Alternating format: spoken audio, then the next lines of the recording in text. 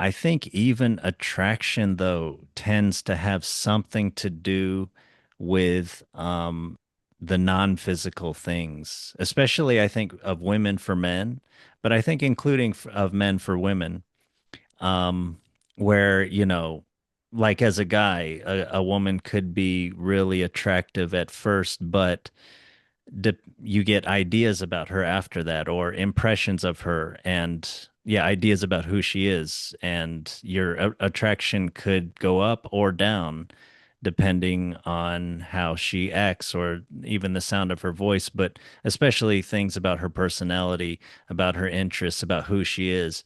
And yeah, I think even in attraction there is it's more than even attraction is more than skin deep. Yeah, for sure, for sure. And I think we often culturally, I think there's this sense of like, oh, if I just checked all the right boxes, I'd be in a happy relationship. And like and then you check the boxes and you're in the relationship if you're lucky, because a lot of people just don't. They dream too big or they don't try hard enough or they get tongue-tied when they shouldn't or whatever happens. Or they just think they can't and so they just sit in their room in their sad all the time, which I understand.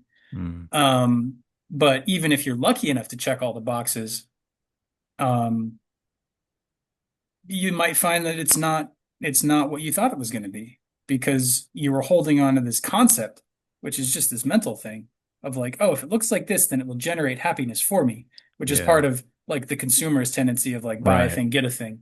We've talked Yeah. about that in the past. Yeah. Whereas like genuine relationship, genuine affection and attraction, you're right, it comes in on multiple levels.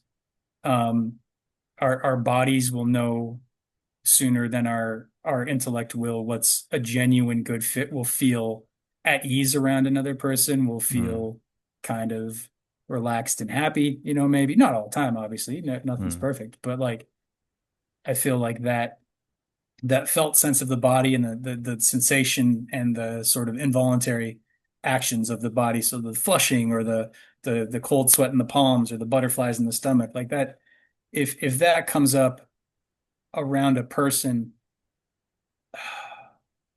that can come up around the idea of a person too. So it's tricky. It's tricky, like how yeah. to differentiate between what's concept based, what's theory, and what's something that's genuine and alive. And I don't know. I think maybe we only learn that with trial and error.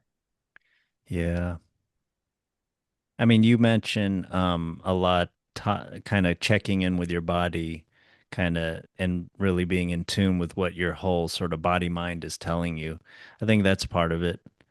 And I think rational contemplation is part of it too, like learning your strengths and weaknesses, things that might trigger certain things, understanding yourself.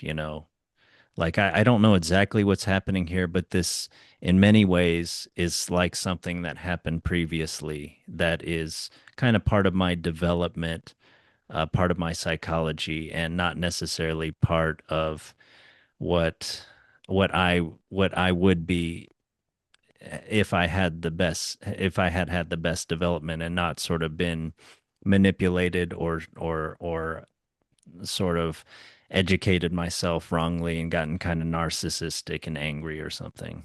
Mhm. And I'm Mhm. secretly trying to, you know, get somebody back or something through this the way that I'm feeling. Yeah, yeah. You're talking like relationships, right? Like Yeah, in yeah, still theoretically, still yeah. what you're talking about and how to Yeah. how to kind of feel, how to kind of know how to navigate the relationship and your feelings.